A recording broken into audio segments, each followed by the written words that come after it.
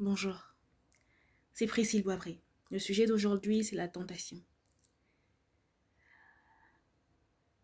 Si dans ton parcours de vie, on te propose des choses qui ne sont pas morales, qui sont contraires à tes valeurs, qui vont te détruire, s'il te plaît, refuse.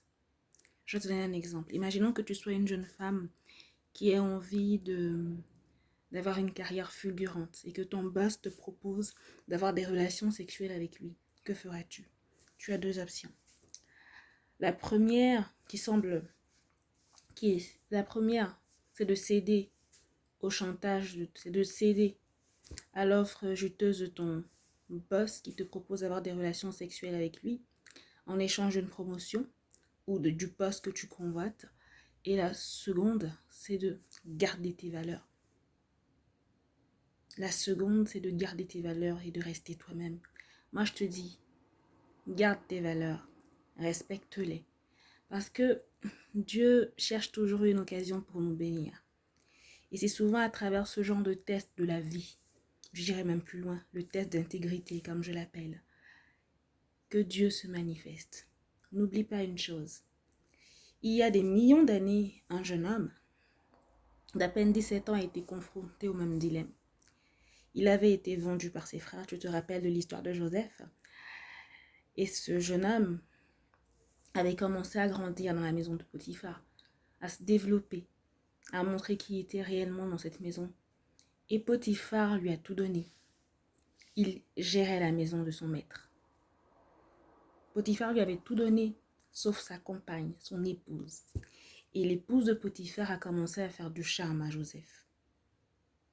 Elle le pressait de coucher avec elle. Et Joseph a refusé.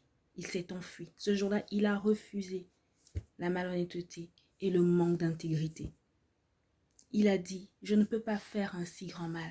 Si tu te rappelles de l'histoire de Joseph, il faut la lire. Si tu te retrouves dans cette situation, souviens-toi, ne cède pas à la tentation. Parce que bien souvent, on te propose un plat qui te semble juteux, un plat qui te semble appétissant. Ça ne se dit pas, un plat juteux, je le corrige. On te propose un plat qui semble vraiment alléchant. Mais laisse-moi te dire une chose. Le véritable festin et le palace, ils t'attendent. Mais il va falloir que tu fasses un bon choix. Ton bonheur, ta destinée vont dépendre des choix que tu feras. Et le choix de céder à la tentation de ce genre de choses qui sont immorales, qui vont détruire ta destinée, ce choix-là, je ne te le conseillerais pas.